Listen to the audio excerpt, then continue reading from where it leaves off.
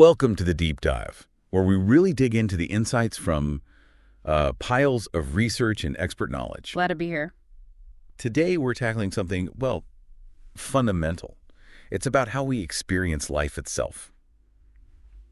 The really direct link between our minds and our bodies. Just think about it. There's this constant conversation happening inside you, and it's like profoundly shaping your health. It really is.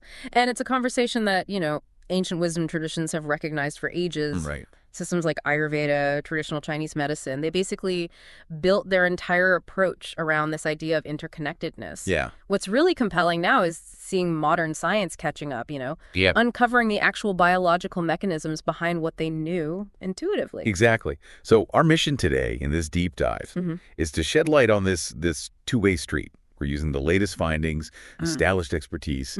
We really want you to walk away with a clear picture of how your mental state, your emotions influence your physical well-being. And crucially, the other way around too, how your physical condition impacts your mind. Yeah, that's key. The main takeaway right up front is just that these aren't separate things. Your mind, your body, they're in constant dialogue. It's a feedback loop. A feedback loop. Yeah, and it affects everything, your resilience to illness, your baseline mood, everything. Okay, let's get specific then. How exactly does our mental state, say, stress, translate into physical changes? We all deal with stress. What's the immediate reaction? Okay, so when you perceive something as stressful, your body kicks off that classic fight or flight response. We've all heard of it. Adrenaline rush. Exactly. It involves a rapid release of hormones, primarily cortisol and adrenaline. Now, these are essential if you're facing, immediate danger. Sure. But the problem is chronic stress. When that release keeps happening over long periods, well, that has some pretty significant negative impacts. How so? Well, take cortisol. Over time, sustained high levels can actually suppress the activity of your lymphocytes. Lymphocytes. Those are immune cells. Key immune cells, yeah. So it basically makes you more vulnerable to infections. Wow. So sustained mental pressure literally weakens our defenses. Yeah. And it's not just feeling run down, right? There are actual, concrete physical problems. Absolutely. Beyond just hampering the immune system, chronic stress is a huge contributor to high blood pressure. Okay. Which, seriously increases the risk for heart problems down the line. Yeah. And then there's the gut. So many people experience digestive issues, ulcers, irritable bowel syndrome, even just persistent acid reflux. These can be directly worsened by those ongoing stress signals in the body. It's like the anxiety we feel mentally just shows up physically. Yeah. Tangible ailments. That's a good way to put it. And it's fascinating how even everyday emotions do this. You feel anxious, and boom, your heart's pounding. Precisely. Anxiety often triggers that whole cascade, right? Rapid heartbeat, shallow breathing. You might feel your muscles tense up. And conversely, think about feeling really happy or joyful. You often feel lighter, more energetic. And with something like depression, the fatigue, the body aches, they aren't just in your head. They're real physical manifestations. Sometimes it even involves changes in appetite or sleep, all regulated by neurotransmitters affected by your mood. This leads perfectly into, one of the most powerful examples, the placebo effect. That's got to be more than just wishful thinking, right? Now, far more. Studies on the placebo effect show actual measurable physiological changes. Really? Yeah, just because someone believes they're getting an effective treatment, even if it's, a sugar pill or a sham procedure. Like what kind of changes? Well, for instance, research has documented pain relief from placebos that's accompanied by the release of the brain's own natural pain-relieving chemicals, like endorphins. Wow. It really shows the profound impact belief can have on our physical experience, like pain. That's incredible. Okay, so our minds definitely have this direct line to the body. Let's flip it. How does our physical well-being signal back to our mental and emotional state? Exercise is always mentioned for mental health. What's the biology there? Right. So when you get physically active, your body releases endorphins. The feel-good chemicals? Exactly. They act as natural mood elevators, even painkillers to some extent. But it's more than just endorphins. Exercise also stimulates the production and release of key neurotransmitters like serotonin and dopamine. Okay, serotonin and dopamine. What do they do again? Well, serotonin is crucial for regulating mood, sleep, even appetite. And dopamine, that's more involved in motivation, reward, pleasure circuits. Okay. So getting this neurochemical boost through exercise directly contributes to those feelings of well-being, reduced anxiety, that feeling you get after a good workout. So that runner's high is actually a real biological thing. It is, yeah. What are some of the tangible mental health benefits people see from regular exercise? Well, consistent physical activity has been shown pretty convincingly to alleviate symptoms of both anxiety and depression, sometimes significantly. It also seems to enhance cognitive functions, things like memory, attention, and often people report a noticeable boost in self-esteem and confidence. It's like tuning up your brain just by moving your body. That's a great analogy. And the fuel we put in must be just as critical, right?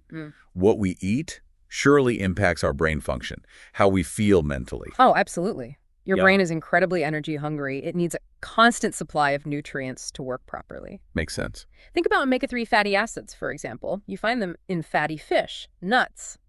They're actually crucial for the structure of brain cells, their function, and they've been linked to better mood regulation. Interesting. What else? Antioxidants, found in all those colorful fruits and vegetables. They help protect brain cells from damage, oxidative stress, which is implicated in cognitive decline as we age. Right. And even something basic like complex carbohydrates, they provide a steady supply of glucose, the brain's main fuel. That helps with sustained focus, mental clarity, not those sugar spikes and crashes. It just makes perfect sense, doesn't it? What we put in directly affects our mental landscape. And then, sleep. Often the first thing we sacrifice, but clearly vital. Undeniably vital. Sleep isn't just downtime, it's a fundamental biological process. It's when your body and mind repair, rejuvenate. What's happening in the brain during sleep? A lot. Your brain consolidates memories, moving things from short-term to long-term storage. It clears out metabolic waste products that build up during the day, and it's crucial for processing emotions. Okay. So when you're chronically sleep deprived, all those essential functions get disrupted. That leads to poor cognitive performance, difficulty concentrating. You're feeling foggy. Exactly.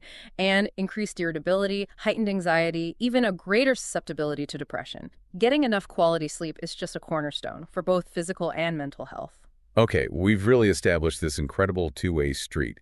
Now, let's maybe dive a bit deeper. What are the actual biological pathways making this mind-body connection happen? Right, let's get into the mechanisms. The nervous system is really the main communication highway here.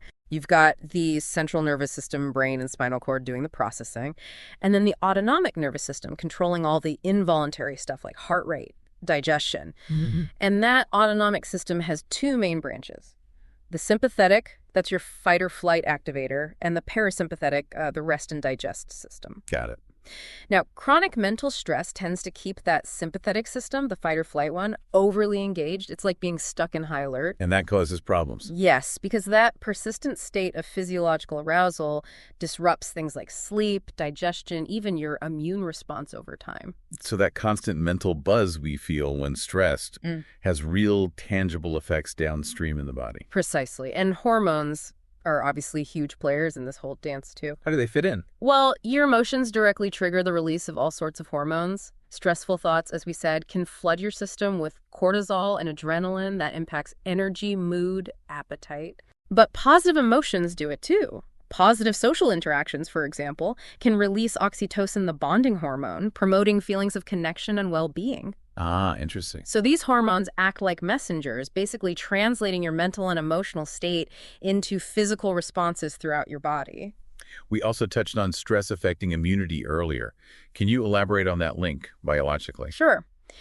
When you experience psychological stress, the body releases cortisol. Short term, that can actually be anti-inflammatory, but chronically high cortisol, that suppresses immune function. How does it suppress it? It can reduce the production of certain immune cells, like those lymphocytes we mentioned, and it can inhibit the inflammatory response that's actually needed sometimes to fight off infections effectively. So it makes you more likely to get sick. Yes, more susceptible to infections, and it can even slow down wound healing. Wow. Okay. And lastly, this gut-brain axis thing, it sounds like a really new, exciting area. Yeah. What's the key idea there? It is fascinating. Basically, your gut contains this huge, diverse community of microorganisms, the gut microbiota. Right. Microbiome. Exactly. And this microbiota is in constant communication with your brain. It happens through various pathways, including a major nerve called the vagus nerve. Okay. But here's something really interesting. Your gut actually produces a huge chunk of your body's serotonin. Serotonin, the mood regulator, produced in the gut. Yeah, estimates are around 90%, which just highlights how profoundly your gut health can influence your mood and emotional well-being. That's astonishing. It is. And we're seeing more and more links where imbalances in gut bacteria are associated with conditions like anxiety and depression. It really underscores that intimate connection between your digestive system and your mental state. This paints such a clear, interconnected picture. Okay, so now that we understand this better, how can we actively use this connection? How do we cultivate it for better health, more resilience? What are some practical things we can actually do? Great question. One really powerful tool is practicing mindfulness and meditation. Okay. These techniques essentially train your attention. You learn to focus on the present moment, to observe your thoughts, emotions, physical sensations without judgment. And how does that help? Well, that heightened awareness significantly improves your ability to manage stress. You get better at regulating your emotional responses. And that, in turn, has positive knock-on effects on your physical health. Even just, 5 or 10 minutes a day of mindful breathing can start to make a difference. Mindfulness can sometimes feel a bit abstract, maybe. Yeah. Are there more active ways to integrate this connection, things involving movement? Oh, absolutely. Holistic practices like yoga and Tai Chi are perfect examples. Right. They combine physical postures or movements with controlled breathing, and usually there's a meditative focus involved too. So it's body and mind together. Exactly. It's an integrated approach. So you're not just improving physical things like flexibility and strength, but you're also promoting relaxation, reducing stress, enhancing emotional balance. That conscious link between breath and movement is really key. Okay. And what if someone's really struggling, dealing with difficult emotions, persistent stress? What kind of support can help bridge this mind-body gap then? That's where therapeutic practices come in. Things like talk therapy, cognitive behavioral therapy, even art therapy can be incredibly valuable. How do they help physically? They provide safe spaces and tools to process and manage difficult emotions. By addressing the underlying psychological stressors, these therapies can lead to a tangible improvement in physical symptoms that might have been driven or worsened by that emotional distress. Seeking professional help is definitely a proactive step for overall well-being. It also sounds like it's about just tuning in more, being more aware of our internal signals, how emotions actually feel in the body. Exactly right. Developing emotional awareness, just being able to identify and maybe even name your feelings as they come up is crucial for self-regulation. So how do you cultivate that? Well, simple practices like journaling can help. Or just having open conversations with friends or family you trust. Even just pausing a few times a day to consciously check in. What am I feeling right now? Where do I feel it in my body? That can help prevent mental stress from sort of building up silently until it manifests physically. What about the whole power of positive thinking idea? Does cultivating things like gratitude or optimism actually have a physiological effect? Is there science there? There is, actually. Research suggests that deliberately cultivating positive emotions like gratitude and optimism can have measurable benefits. Such a... Things like lower levels of stress hormones, like cortisol, and even indications of improved immune function. Really? Yeah, it doesn't have to be complicated. A simple practice like, say, taking a few moments each day to jot down 3 things you're genuinely grateful for can actually shift your focus and contribute to a greater sense of well-being over time. That's accessible. Okay, we've covered movement, mental practices. Let's just quickly revisit those absolute foundations. Sleep and nutrition, specifically looking through this mind-body lens. Yes, definitely. Prioritizing sufficient restorative sleep is just paramount, non-negotiable, really. Establishing a consistent sleep schedule, creating a relaxing bedtime routine, these things signal to your body and your mind that it's time to wind down, rest, repair. And nutrition. You mentioned the gut connection earlier. Right. So nourishing your body with a balanced diet is key. Thinking particularly about gut health, aiming for plenty of fiber, maybe including probiotic-rich foods like yogurt or fermented foods, Good. and trying to limit highly processed foods. This supports a healthy gut microbiome, which, as we discussed, has that profound impact on both your physical energy and your mental state, your mood. This has been, well, truly illuminating, a real deep dive into this whole intricate world of the mind-body connection. If we had to summarize, what's the single most important message you want listeners to take away? I think the central message is just how deeply intertwined your mind and body are. They're constantly influencing each other. So taking care of one inevitably benefits the other. Hmm. It's not about treating them separately. It's recognizing they work together for your overall health and well-being. And the practical steps seem clear now, too. Managing stress actively, feeding your body well, moving regularly, maybe trying some mindfulness. Exactly. Being aware of your emotions, processing them, practicing gratitude, prioritizing sleep, supporting your gut. Yeah. These are all actionable things you can do to strengthen this vital connection. It really feels empowering, doesn't it? Understanding this dynamic lets you take more control. Precisely. You empower yourself to manage your health on a deeper level, aiming for, greater physical vitality, better emotional resilience, more mental clarity. So as you go about your day, I really encourage you, the listener, to just pay attention. Notice the subtle ways and maybe the not so subtle ways your mind and body are talking to each other. Think about how your thoughts might be affecting your physical sensations, or how your physical state, maybe tired, maybe energized, is influencing your mood. Every choice you make, really, is a kind of vote for the well-being of this amazing interconnected system that is you. Well said. Just consider. What kind of subtle shifts might you start to notice if you became a more conscious observer of this constant internal dialogue? Something to think about.